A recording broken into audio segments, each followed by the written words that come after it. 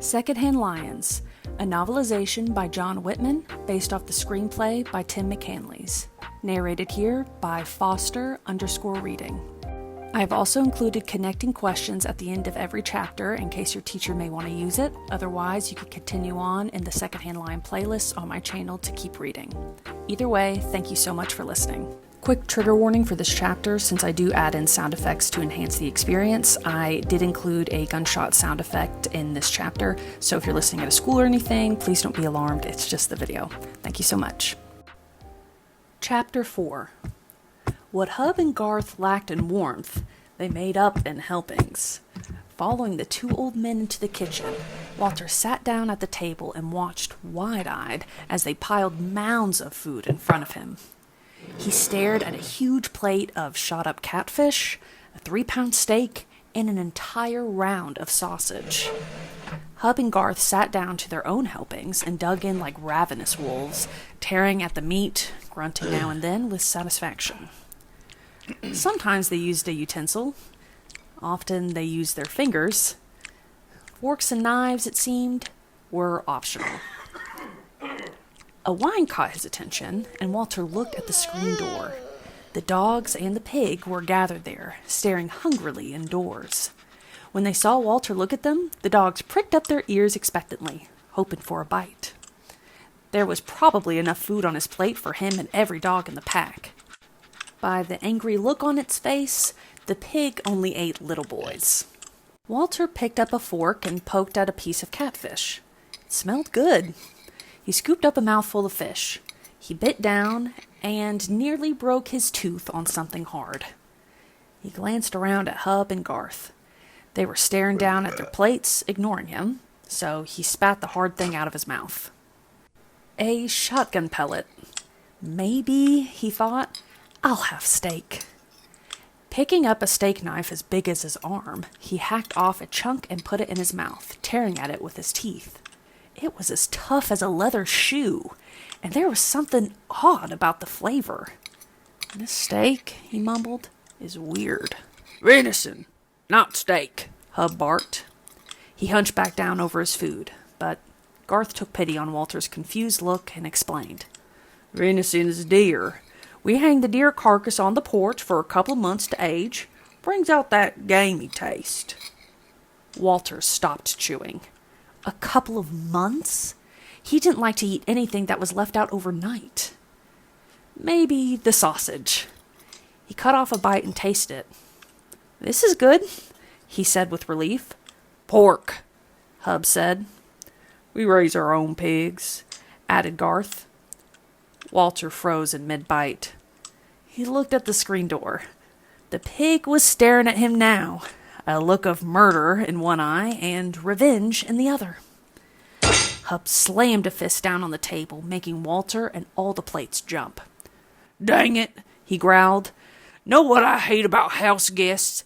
This! Dinner table chit-chat. I hate acting so darn nice and polite. If this was nice and polite, Walter did not want to see Hub angry. Garth, however, was undisturbed. Hell, Hub, then just be yourself. Hub grunted, satisfied with that answer. He scowled at Walter for a moment, as if to say, That's just what I'll do, then went back to his own mountain of food. Silence fell over the table, broken only by the occasional clink of a fork against plate, or the short, satisfied grunts of two old wolves devouring a deer. Walter ate, trying to ignore the pig's murderous stare. Dinner ended without ceremony. When there was no food left on their plates, the two old men stood up and dropped their dishes into the sink with a loud clatter. Then they picked up their shotguns, which had been resting against a wall near the door, and went out onto the porch. They sat down in two old, comfortable-looking chairs with the shotguns in their laps. A jug stood between the two chairs. Without looking down, Garth scooped up the jug and popped its cork. He took a swig and wiped his mouth. Guns and whiskey. Just like the good old days. Hub said nothing. He hadn't taken his eyes off the driveway since they had sat down. Walter had followed them out. He wasn't sure if he was invited, but he had nowhere else to go. He sat down on the steps near them and waited. The evening light was fading from gold to gray, and the trees had turned to tall, dark shadows. Crickets chirped. Now and then, one of the old men shifted, and his chair creaked. Hub kept running one hand slowly and tenderly along the barrel of his shotgun. After a long stretch of quiet, Walter finally said, "If my mom calls, can we hear the phone out here?" Hub ignored him, but Garth said, "Don't have one." He glanced down at his watch. Then he, too, stared at the driveway. "No telephone?" Walter repeated, dismayed. "Who doesn't have a telephone?" Then is it okay if I watch television?" "Ain't got one," Garth answered again. "No television?" This was too much. "What do you do?" Walter found himself asking. "Quiet," Garth shushed.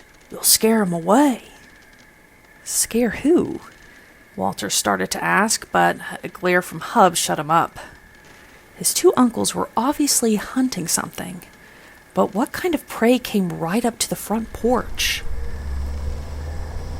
The rumble of a car engine reached their ears, then the sound of tires crunching gravel. A car rounded the corner and came up the driveway. Hub set down the whiskey jug, and both men pumped their shotguns.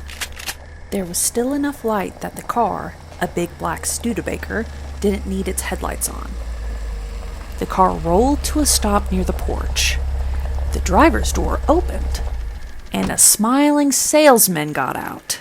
His dark suit neatly pressed, his necktie as straight as an arrow down the front of his shirt. He held a briefcase in his hand. "Gentlemen," he called out. "Word is out, you two are sophisticated men of means. Do you worry about the future? Of course you do. That's why I, a representative of the Mississippi Mutual Insurance Company..." Boom! Hub and Garth shouldered their weapons and fired. The salesman yelped and ducked. Walter yelped and ducked. Hub fired again. The salesman shrieked and scrambled back into his car. His briefcase flipped open, sending documents swirling up into the air. The car engine roared to life, and the salesman tore away, not even bothering to close the car door. A trail of paper fluttered behind the car, along with the pack of dogs and the pig, snapping at the car's spinning tires. Walter stared at the two old men as if they were insane. If they were, they didn't seem to notice it. They just gave each other a quick look of satisfaction, then took a short swig from their whiskey jug and sat back in their chairs. Walter didn't know what to say. What they had just done was ridiculous, dangerous, even criminal. But they sat there as calmly as two old men sipping lemonade on a Sunday afternoon. Sputtering, unable to find any appropriate words, he spoke the only thought that could form in his head. "But there's plenty of entertainment on TV. Educational stuff, too. It's a good thing to do in the evenings. A lot better than shooting people," Walter thought wildly. Another car approached. The dogs followed the car up the driveway, watching expectantly. The two brothers put down their jugs and raised their shotguns. This time, Walter knew what was coming. He moved off to the side and stuck his fingers in his ears. The car door opened, and a salesman, almost identical to the first, got out. "Rumor has it, you two got millions stashed away. Why not put that money to work for you with the high return only investing in gold and silver can bring?" Boom, boom! This salesman, too, dove into his car and peeled away with the dogs and the pig close behind. They seemed to enjoy this game as much as the two brothers did. "Everybody loves TV," Walter threw out desperately. "You ought to get one. You'd like it, really." Another car. This salesman even managed to get the trunk of his car open, revealing an impressive-looking display of kitchen gadgets. Boom, boom, boom! No TV, Hub said decisively after the salesman had been driven off. He eased back into his chair, his face settling into the hard, impassive stare of a patient assassin. The only sign of life from him was the occasional drink he took from the jug. The sun was almost gone, and pale darkness settled over them all. The crickets droned on, their steady rhythm lulling the brothers, the dogs, and the pig into a sleepy peacefulness. Walter gulped. What had his mother gotten him into? Nice evening, Garth said reflectively. Peaceful. No more salesmen came. End of chapter 4. Thank you for reading with me today. If your teacher would like to listen to my connection questions for you to answer, continue listening. Otherwise, you can click on the next video on my Secondhand Lions playlist to continue reading on to the next chapter. Either way, thank you for listening to Secondhand Lions by John Whitman, narrated by me, Foster_reading. Chapter 4 End Questions. Number 1. At the beginning of the chapter, write or discuss how the author depicts the food the two uncles eat, Walter's reaction, and how it might symbolize how Walter anticipates adjusting to life there. Question 2. Based on the uncles' dialogue, do you pick up any personality differences? Why or why not? Find a piece of dialogue from each of them to defend your answer. Question 3. Take a few moments to find a sentence that foreshadows that the uncles were waiting on people to arrive before any of the salesmen actually got there. Question 4.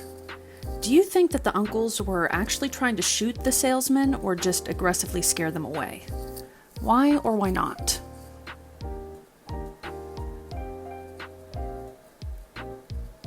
Final question, question 5. On the last page of the chapter, find an example of irony and explain why you think the example you found shows that. I will display the vocabulary word on the screen. End of questions. Thank you so much for listening to Chapter 4 of Secondhand Lions by John Whitman, narrated by me, Foster Reading. If you like this content, please like and subscribe. Have a good one.